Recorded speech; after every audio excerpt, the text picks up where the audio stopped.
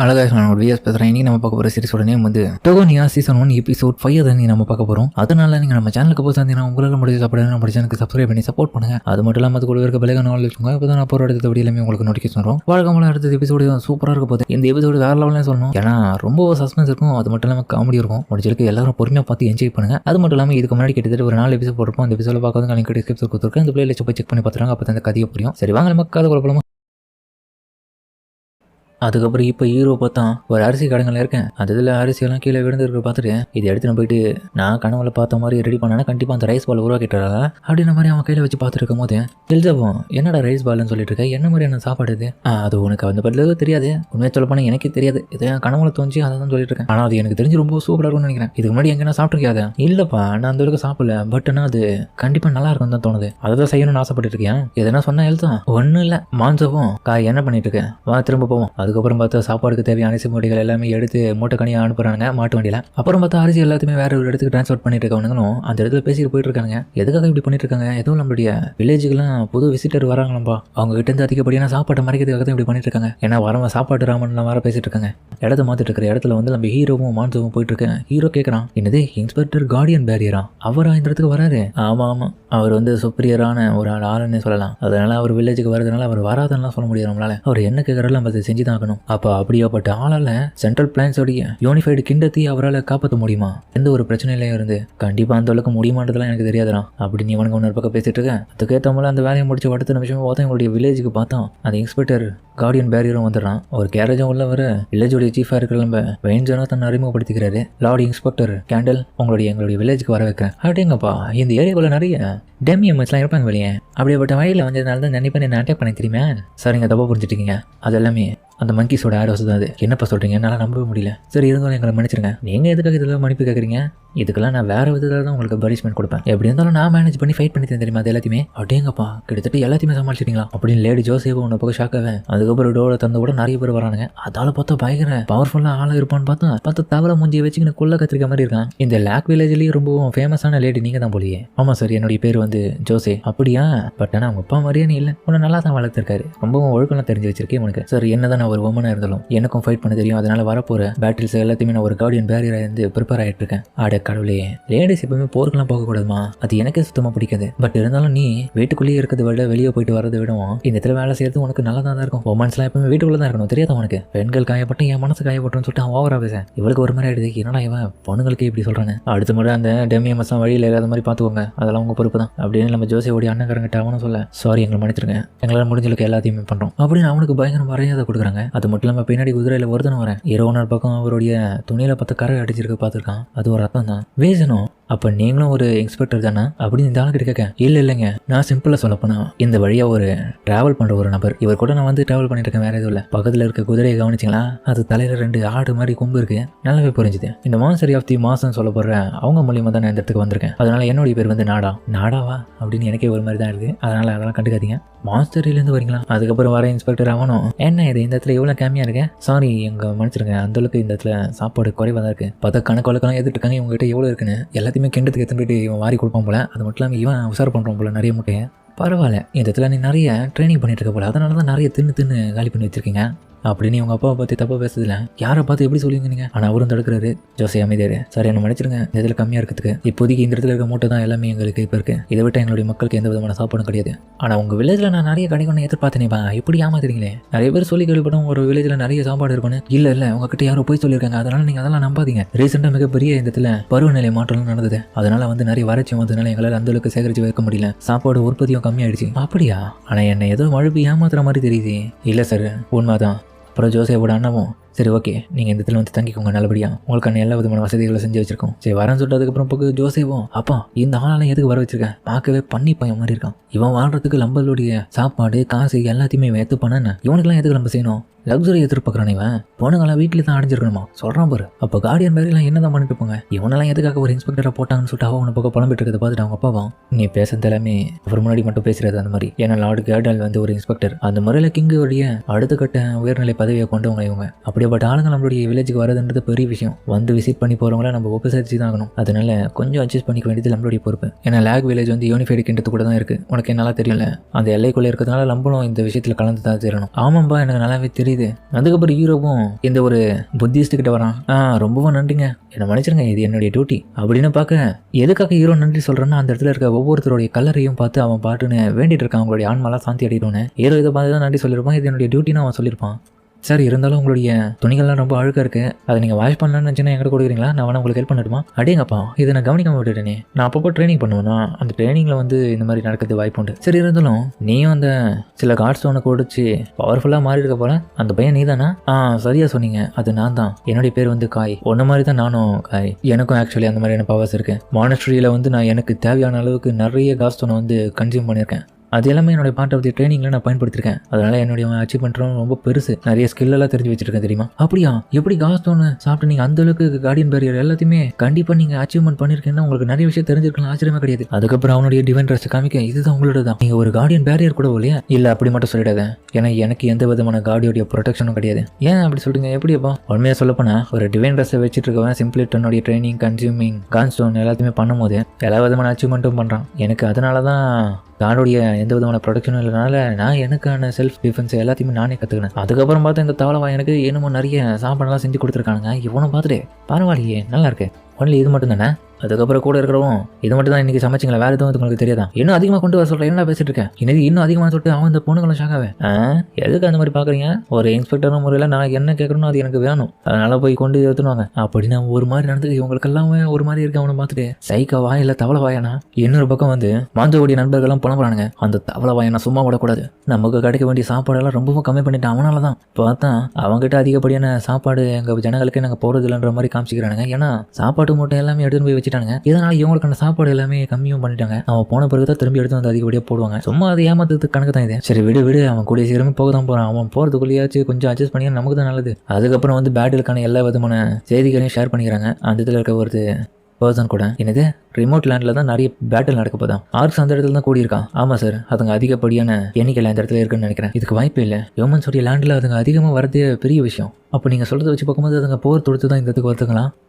அது கண்டிப்பாக எனக்கு தெரியல. பட் ஆனால் ஏதோ ஒரு ஸ்பெஷலான ஒரு விஷயத்துக்காக மிகப்பெரிய படையை கொண்டு வருதுங்க அதுங்க. அதனால தான் எங்களுடைய மான்ஸ்டரியில் இருக்கிற மான்ஸ் எல்லாமே பிலீவ் பண்ணுறாங்க. அதோடைய எண்ணத்தை அடியோடு அடிக்கணும்னா கண்டிப்பாக அதுங்களுக்கு முன்னாடியே போய்ட்டு நம்ம அட்டாக் பண்ணணும். அதுக்கு தான் உங்ககிட்ட வந்து நாங்கள் முழு விதமான உதவியும் கேட்க வந்திருக்கோம். ரிமோட் ரீஜனில் எங்களுக்காக கூட நின்று சண்டை போடுவீங்களா அப்படின்னு அவர் கீழே வந்து மன்னிப்பட்டு கேட்குறாரு. ஆனால் வேஞ்சனும் நீங்கள் காலெல்லாம் விட வேண்டிய அவசியம் இல்லை, நீங்கள் அப்படியே கேட்டாலும் நாங்கள் உதவி பண்ண தயாராக தான் இருக்கும். சிச்சுவேஷன் எப்படி இருக்குன்னு தெரிஞ்சு போயிடுச்சுன்னா அதுக்கப்புறம் எங்களால் முடிஞ்ச எல்லா உதவியும் பண்ணும். அது மட்டும் இல்லாமல் சில பீப்புள்ஸோட நாங்கள் எக்ஸ்பெக்ட் பண்ணுறோம் உங்களுக்கு. ரொம்ப நன்றி. அதுக்கப்புறம் இன்னொரு பக்கம் பார்த்து ஹீரோவும் இப்போ இந்த பொண்ணு இருக்கிற இடத்துக்கு வந்திருக்கான். மாஸ்டர், நீங்கள் ஏன் சில நாட்களும் இந்த இடத்துக்கு வேலைக்கு வரவே இல்லை? இல்லைப்பா, எனக்கே அந்த இடத்துல நிறைய வேலை இருந்துச்சா, அது மட்டும் இல்லாமல் ஒரு ப்ரீஸ்டோட இன்வெஸ்டிகேஷன் அந்த இடத்துல நடந்திருந்தா, அதனால நான் வரல. அப்படியா அப்படின்னு அவங்கள சோக்கமாவே. என்னாச்சு? ஒன்றும் இல்லை, நீங்கள் வேலைக்கு திரும்ப வரலன்னு எனக்கு மனசுக்கு ரொம்ப கஷ்டமாயிடுச்சு. என்னை பற்றி கவலைப்படுதேன், எனக்கு எதுவுமே ஆகாது. இந்த லேண்டுக்கு எல்லா விதமான ரெஸ்பான்சிபிலிட்டியுமே நான் தான். அதனால இந்த வேலையை ப்ரொடெக்ட் பண்ண வேண்டியது என்னுடைய பொறுப்பு. நான் கண்டிப்பாக திரும்ப வருவேன். நீங்கள் உண்மையில வேற லெவல் அப்படின்னு அவங்கள சொல்ல. அதுக்கப்புறம் ஹீரோ அந்த இடத்துல கிளம்பி இப்போ மேலே வரேன். சீஃபும் அந்த இதில் இருக்காரு.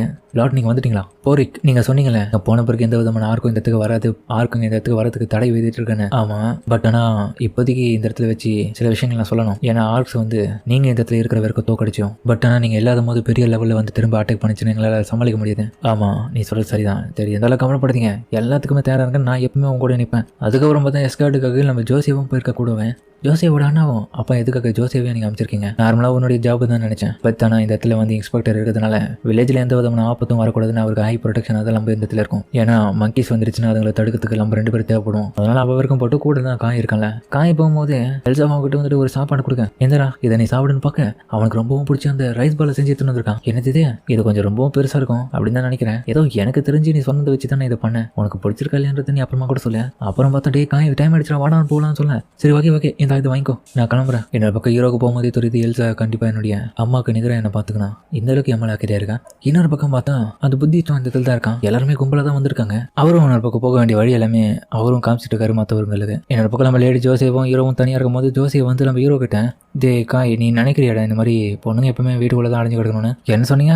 சரி, மறந்துட்டு அதெல்லாம் ஒன்றும் இல்லை. ஹீரோக்கு சுத்தமாக புரியல என்ன விஷயம் அவங்க கேட்குறாங்கிறது. அதுக்கப்புறம் பார்த்தா திடீர்னு ஒருத்தரும் வாங்க இந்த சைடு வாங்க, உங்களுக்கு ஒரு முக்கியமான விஷயத்தை நான் காமிக்கணும் அப்படின்னு சொல்லிட்டு அதுக்கப்புறம் அவனும் கூட்டிட்டு போக அந்த இடத்துல பார்த்தா நிறைய ஆர்க்ஸ் அண்ட் மங்கீஸ் எல்லாமே கூட்டமாக இறந்து போயிருக்கேன். அதாவது போன எபிசோடோட கடைசியில் வந்து நிறைய மங்கீஸை கொண்டு மிகப்பெரிய பவர்ஃபுல்லான ஒரு ஆர்க் இருக்கும். அந்த ஆர்க்கு பண்ண வேலை தான் இதெல்லாமே. அப்படிங்கப்பா ஒருத்தர் மாதிரி ஒருத்தர் இந்த மாதிரி அடிச்சுன்னு செத்துருக்குதுங்க இந்த இடத்துல. அப்போ அந்த டைம் வந்து புத்திஸ்டும் இல்லை, எனக்கு தெரிஞ்சு இந்த இடத்துல அதிகப்படியாக ஆர்க்ஸ் தான் வெற்றி பெற்றிருக்குங்க. ஏன்னா அதோடைய கருவிகள் தான் இப்போ மார்க்ஸ் மேலே அதிகமாக இருக்கு. நான் பார்த்து இருக்கணும் மங்கீஸை விடுவோம் ஆர்க்ஸ் வந்து படைப்பலத்தில் அதிகமாக இருந்திருக்கும். அது மட்டும் இல்லாமல் கருவிகளை பாருங்க, எண்டிச்சிலாவே மெயின் ஃபோர்ஸ் இந்த இடத்துல வந்து மிகப்பெரிய லெவல் அட்டாக் பண்ணியிருக்காங்க. அடுத்தது நம்ம என்ன பண்ண போறோம், அடுத்தது நம்ம கண்டுபிடிக்கணும். லாஸ்ட் நைட்ல லார்ட் நாடா என்னுடைய அப்பா கிட்டயும் ஃபாதர் கிட்டயும் பேசினாரு. அதனால இந்த இடத்துல இப்போ அதுக்காக தான் வந்திருக்கோம். ரிமோட் ரீஜன்ல மிகப்பெரிய லெவல்ல ஸ்ட்ராங்கான ஒரு படை வந்து இந்த மாதிரி அட்டாக் பண்ணிட்டு இருக்கதா சொன்னாரு. அதுதான் பார்த்துட்டு இருக்காரு. ஆமா, ரிமோட் லேண்டை பொறுத்த வரைக்கும் பவர்ஃபுல்லான கார்டுங்கெல்லாம் அப்பப்போ வந்துட்டு போவாங்க ஒரு சில டைம். அப்படியேப்பட்ட கார்ட்ஸ் வந்து போற இடத்துல வந்து அதிகப்படியான சக்திகள் தங்களுக்கு கிடைக்கும்னு சொல்லிட்டு இந்த ஆர்க்ஸ் வந்து ரொம்பவும் நினைச்சு இந்த மாதிரி பண்ணிட்டு இருக்காங்க. அதுக்காக தான் எப்படியாச்சும் அந்த ரிமோட் லேண்டை கைப்பற்றலாம்னு சொல்லிட்டு பார்த்துட்டு இருக்காங்க. கார்டா? ஆமா, ரிமோட் லேண்டை பொறுத்த வரைக்கும் அந்த இடத்துல கார்டு அப்புறம் ஒரு கல்வெட்டு இருக்கும். அதை அவங்க எடுக்கிறது மூலியமா அவங்களுக்கு அதிகப்படியான சக்திகள் கிடைக்கிறது அவங்க நம்புறாங்க. டம்மி மன்சத்துக்கு விதிவிலக்கு கிடையாது. பட் ஆனால் யூனிஃபைட் கிங்டம் பேந்தரோடைய முக்கியமான குறிக்கோள் இதுதான். இதுங்க கையில போயிட்டா மொத்த உலகமா பாதிப்படைஞ்சிடும். பட் ஆனால் ஹியூமன்ஸ் கையில நம்ம கிட்ட வந்துடுச்சுன்னா கண்டிப்பா நல்ல முறையில் நம்ம அதை பார்த்துக்கலாம். ஹீரோ ஒரு பக்கம் ஷாக் ஆகுறான். இவர் சொல்றதை பார்த்தா அந்த வேலையில் இருக்க கார்டு மாதிரி தான் போலியே. அந்த இடத்துல ஒரு கல்வெட்டு இருக்கும். ஒருவேளை அந்த இடத்துல தான் இவங்க ரிமோட் லேண்ட் சொல்லிட்டு இருக்காங்களோ. அப்போ கண்டிப்பா ஆர்ட்ஸோட படை அந்த இடத்துக்கு போறதுக்கு வாய்ப்பு இருக்குமா தெரியலையே அப்படின்னு ஹீரோவை பார்த்துருக்கு. அதுக்கப்புறம் இன்னும் கொஞ்சம் முன்னோக்கி போக அந்த இடத்துல ஒரு கிராமமா இருக்கு. அட கடவுளை, ஏற்கனவே இந்த கிராமத்தை அட்டாக் பண்ணிட்டு இருக்குதுங்க. ஹீரோவும் ஆர்ட்ஸ் தான் கண்டிப்பா எனக்கு தெரிஞ்சு வந்திருக்கிறதுக்கு வாய்ப்பு இருக்கு. லேடி ஜோசேவும் சரி வாங்க இந்த இடத்துல இருந்து போய் செக் பண்ணி பார்ப்போம்னு சொல்லிட்டு அதுக்கப்புறம் அவங்க எல்லாருமே அவங்களும் கட்டாயமா கூட்டின்னு போறாங்க. என்னப்பா இது, இந்த இடத்துல எல்லாமே அழிச்சுப்பட்டிருக்கு. மன்சபம் அங்க பாருங்க, இவங்களாம் டம்மி மன்சாச்சு. டம்மி மன்ஸ் இவங்க வந்து ஒசலைட்ஸ்னு சொல்றாங்க. ஜோசேவும் இந்த ஒசலைட்ஸை பொறுத்த வரைக்கும் மனிதர்கள் போலயே எப்பவுமே அமைதியை மட்டும் விரும்புற ஒரு ஸ்பீசிஸ் இந்த இடத்துல வாழ்வாங்க. இவங்களுக்கும் எந்த விதமான சண்டை சச்சரவு எதுவுமே பிடிக்காது. இவங்களும் மனிதர்கள் மாதிரி தான். இவங்களுக்கு இப்படி ஒரு நிலைமையா? அதுக்கப்புறம் ஹீரோவும் பார்க்க அந்த இடத்துல பார்த்து அந்த ஆர்ட்ஸோடைய வெப்பன் இருக்கு. அப்ப கட்டாயமா லேடி ஜோசே பாருங்க, ஏன்னா இந்த இடத்துல ஆர்ட்ஸ் இருக்கிறதுக்கான வாய்ப்பு இருக்கு அப்படின்னு சொல்லிட்டு அவனுக்கு அலர்ட் ஆயிட்டு ஒவ்வொரு இடமா தேவையில்லாம் சொல்லிட்டு பிளான் பண்றாங்க. அந்த புத்திஸ்டா இருக்கிற நாடாவும் சரி இந்த இதுல 2 குரூப்பா பிரிஞ்சு போவோம். நானும் காயும் ஒரு குரூப்பா போய் தேடுறோம். அந்த லேட் ஆஃப் கார்டு வந்து இந்த இடத்துல எந்த இடத்துல இருக்குன்றது. அப்புறம் வந்து ஜோசே மான்சோ அப்புறம் மற்றவங்க எல்லாருமே ஆர்ட்ஸ் இந்த இடத்துல எதனா இருக்கணும்னு சொல்லிட்டு தேடி பாருங்க. அப்படி இல்லைன்னா சர்வேவர்ஸ் இந்த இடத்துல இருக்காங்களான்னு போயிட்டு கண்டுபிடிங்க. அப்படின்னு அவங்க பிரிஞ்சு பக்கம் இன்னொரு பக்கம் இவங்களும் பிரிஞ்சு பக்கம். என்ன இது, இந்த வில்லேஜ் ஃபுல்லாக காலியாக இருக்கும் போலியே, ஒருத்தர கூட காணும். இவங்க எல்லாம் ஓடிட்டாங்க. வீடுங்க எல்லாமே அழிஞ்சிட்டு இருக்கு நிறைய. அதுக்கப்புறம் மற்ற லேடி ஜோசேவும் தடையை பார்க்க அந்த இடத்துல ரத்தம்லாம் இருக்கு.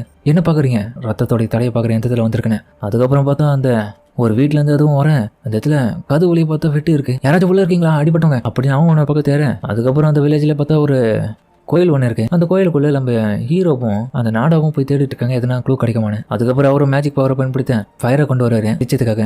ஹீரோவும் அதை பார்த்துட்டு ஆதிச்சாவில கொஞ்சம் ஜாக்கிரதையா இருங்க, ஆர்க்ஸ் எல்லாமே திடீர்னு வந்துருச்சுன்னா என்ன பண்ணுவீங்க மாதிரி ஹீரோவும் டக்குன்னு வந்து அவர்கிட்ட சொல்றதுல இவர் வந்து அதை நோட்டீஸ் பண்ணிட்டு அவர் ஹீரோ கிட்ட எனக்கு ரொம்பவும் ஆச்சரியமா இல்ல என்ன சொல்றீங்க, அப்பனா நான் பண்ண இந்த ஃபயர் மேஜிக்கை பார்த்துட்டு நீ பெரிய லெவல்ல ஆச்சரியப்படுறதுனால கண்டிப்பா உனக்கு ஆல்ரெடி இந்த ஃபயர் மேஜிக் எப்படி பயன்படுத்தணும்ன்ற விஷயம் வந்து உனக்கு தெரிஞ்சிருக்கும். அப்படிதான் நான் சொல்றது கரெக்டா இல்லையா?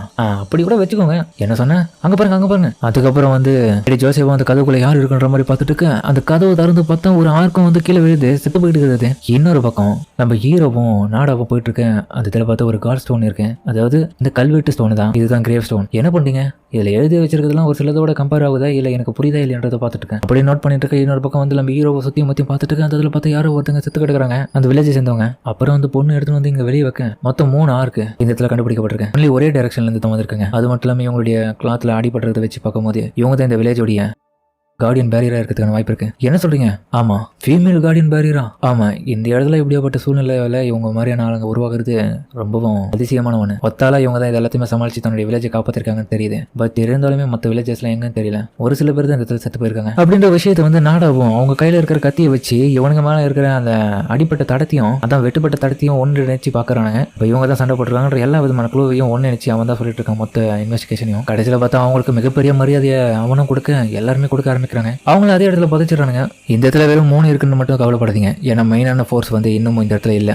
அப்பனா கண்டிப்பா வேற ஏதோ இடத்த நோக்கி தான் அங்க போயிட்டு இருக்குங்க. அப்பனா அடுத்த மெயின் ஃபோர்ஸ் எந்த இடத்த நோக்கி போகுது? கண்டிப்பா எனக்கு தெரிஞ்ச அடுத்த மெயின் ஃபோர்ஸ் வந்து போறதுக்கான இடமே அந்த காடு இருக்கிற பகுதி தான். ஹீரோ வந்து கிட்ட ஷாக்கா வரான், என்னது வேலையை நோக்கியா அப்படின்னு நான் உங்களுக்கு அது வழி காமிக்கிறேன். என்ன சொல்றக்காய், நான் ஆல்ரெடி நான் சில முறை அந்த இடத்துல அவர்தெல்லாம் போயிட்டு வந்திருக்கேன், அந்த இடத்த பார்த்துட்டு வந்திருக்கேன். என்னால உறுதியா சொல்ல முடியும் உங்களை வேகமா நான் அந்த இடத்துக்கு கூட்டு போறேன். சரி ஓகே, நான் நம்புறேன் ஒன்னு, முன்னோக்கிப்பா நான் உங்களை ஃபாலோ பண்ணி வரோம். அதுக்கப்புறம் இன்னொரு பக்கம் ஆர்க்ஸோடைய படம் வந்து வேலையை நோக்கி அட்டாக் பண்ண வந்துட்டு இருக்கின்ற விஷயம் வந்து இப்போ இந்த கரூர் மக்களுக்கும் தெரிஞ்சிருச்சு. அந்த சீஃப் வில்லேஜா இருக்கிறவரும் சரி கவலைப்படாதீங்க, இப்போ இப்போதைக்கு கொஞ்சம் பேர் மட்டும் என் கூட வரட்டும். நான் போயிட்டு கொஞ்சம் வெளியே போயிட்டு யூஎஸ் இருக்கிற இடத்துக்கு போயிட்டு ஸ்கவுட் பண்ணிட்டு வரேன். ஏன்னா நமக்கு பாதுகாப்பு தேவை. அவர் வந்தால் தான் கரெக்டாக இருக்கும் அப்படின்ற மாதிரி அவரும் பார்க்க ஹீரோவும் அதுக்கப்புறம் அந்த வேலையை இருக்கிற இடத்த நோக்கி சம வேகமாக போயிட்டு இருக்கான். அதோட இந்த எபிசோட முடிக்கிறாங்க. சரிங்க, இந்த வீடியோ அப்படின்னு சொல்லி சொல்லுங்க. மறக்காம இந்த வீடியோல பிடிச்சி நம்ம பிடிச்ச லைக் போட்டு நம்ம சேனலுக்கு சப்ஸ்கிரைப் பண்ணி சப்போர்ட் பண்ணுங்க. அது மட்டும் இல்லாமல் அது கூட இருக்க விலை நாள் வச்சுக்கோங்க. அப்போ தான் நான் அப்புறம் அடுத்த வீடியோ எல்லாமே உங்களுக்கு நோட்டிஃபிகேஷன் சொல்கிறோம். கண்டிப்பாக அடுத்த வீடியோ எல்லாமே ரொம்ப சூப்பராக இருக்க போது. நம்ம முடிஞ்ச வரைக்கும் ஸ்கிப் பண்ண பொறுமையாக பாருங்க. சரிங்க, சமத்தோட இந்த வீடியோ முடிச்சுமா.